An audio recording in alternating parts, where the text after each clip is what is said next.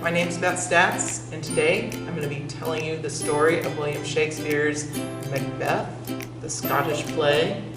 And you know what they say, double, double, toil and trouble, fire burn and cauldron bubble, down the hatch.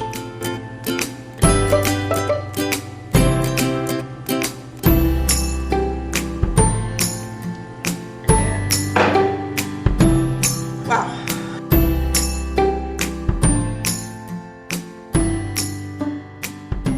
That actually cost one of the kings of Scotland their life. He actually died. It was the last king of Scotland before Robert the Bruce, but during the time of Braveheart. So being drunk in Scotland is actually a real problem. It cost one king. He fell off the edge of a cliff. Fell. Rode. Apparently the horse couldn't see either. Let's see. After defending King Duncan in battle. As those three witches cackle about the man named Macbeth, he is in battle with King Duncan against their foes with his friend Banquo. After the battle, which they are victorious, Banquo and Macbeth meet up again with the three witches that we saw earlier in the play. The three witches, once again, foretell in rhyme and probably iambic pentameter that Macbeth will be named Thane of Cawdor, not Mordor, not Hodor, but Cawdor, and so it comes to be. He also is told that he will be King of Scotland, and that Banquo, who felt bad about being left out, will be the father of kings of Scotland. Thank goodness for something. They go back to the battle, and after he is named Thane of Cawdor, like he always wanted to be,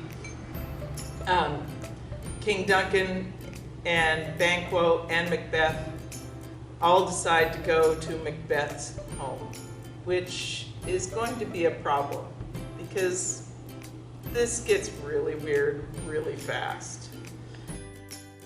While Lady Macbeth is happy about the Thane of Cawdor, she still hears that King of Scotland ring, and she's like, oh yes, I am so close.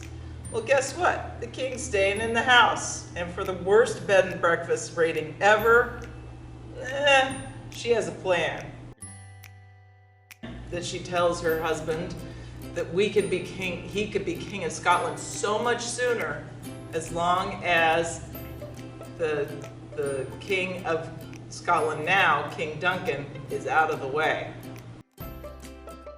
So while the king sleeps, the Lady Macbeth has given the two guards something to help them sleep. Macbeth goes in, does the deed, kills the King of Scotland at the time, King Duncan. The two courtiers or guards are taken care of the next day by saying, well, if they were supposed to guard him, why were they drunk and on the job? Sorry, tricking is a problem.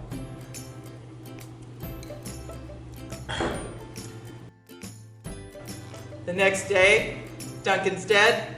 The courtiers are immediately given the kangaroo court execution because, well, they didn't protect the king, no matter how sleepy they were.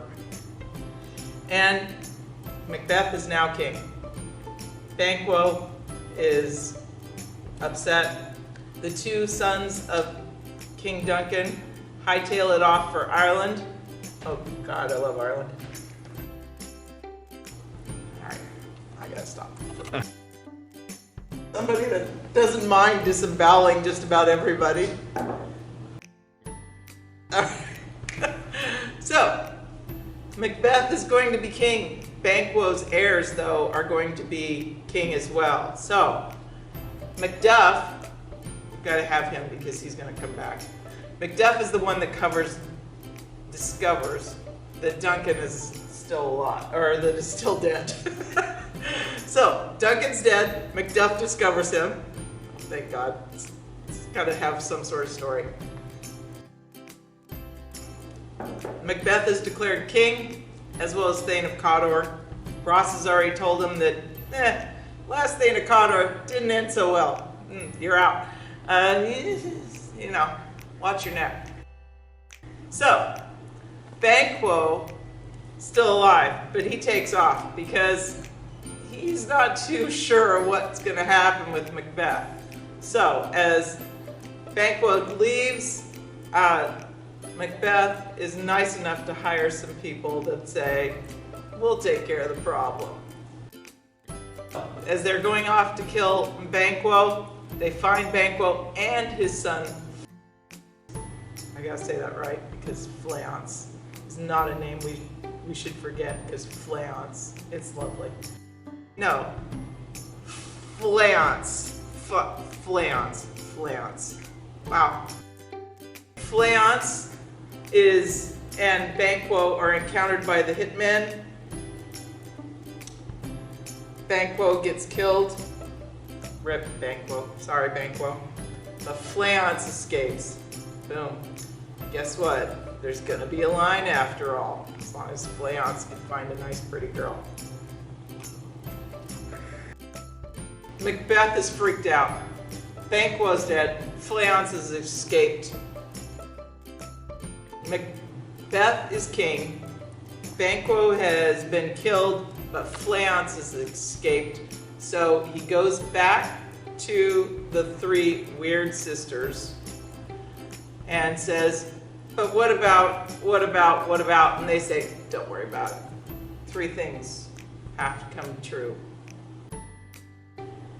Watch out for Macduff. Watch out for the fact that no man born of woman can stop you. So that's like, got this. And then watch out for the Burnham Woods. If the Burnham Woods are moving against you, all is lost. Beth is like, got this, no problem. Got it.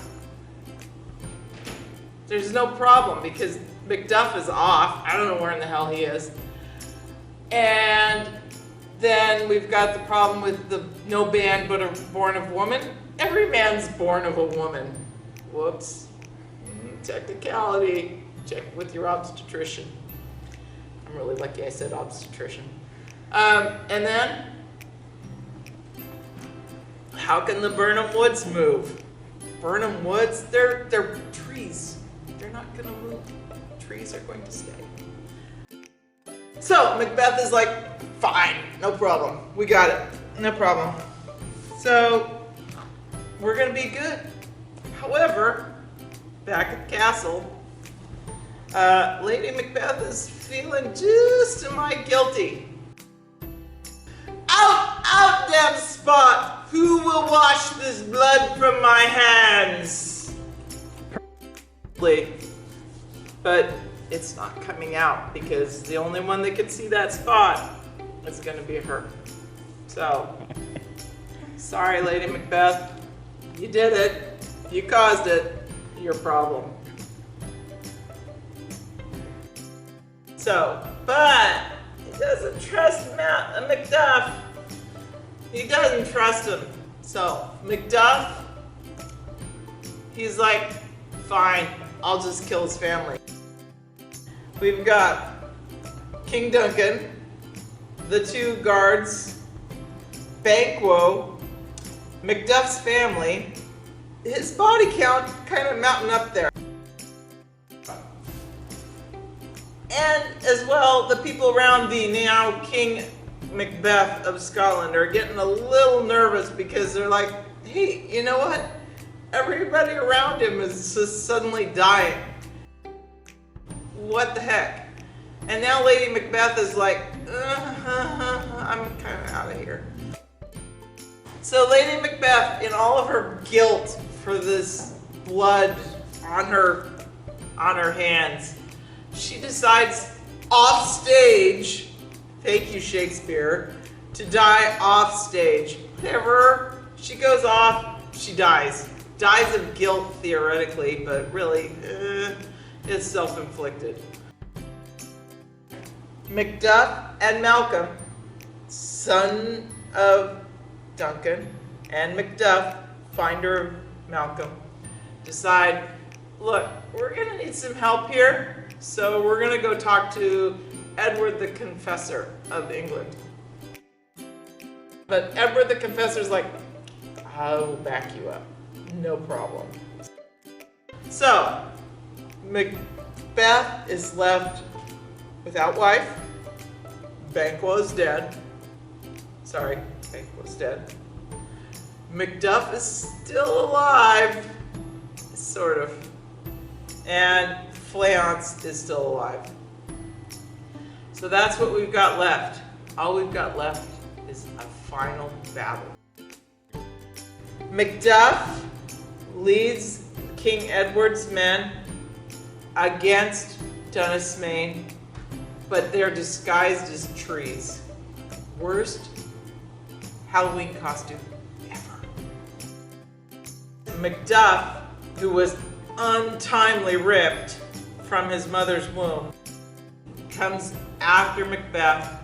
Macduff kills Macbeth, and therefore, boom, prophecies all fulfilled. Macbeth becomes Thane of Cawdor. Macbeth becomes king. Macbeth is killed by a man not born of woman. The Birnam Woods have come and moved against Dunasmane, and all is right with the world again. And Macduff is once again has vanquished evil Macbeth. And then we have Banquo's son Fleance fathering all the future kings of Scotland until they're not future kings of Scotland, because Edward III is a frickin' asshole. So, cheers.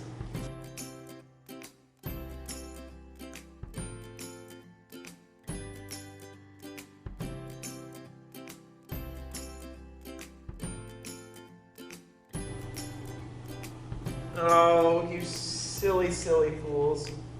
Don't you know better? Can't trust the English.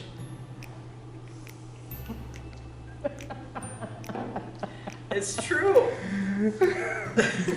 Okay. All right.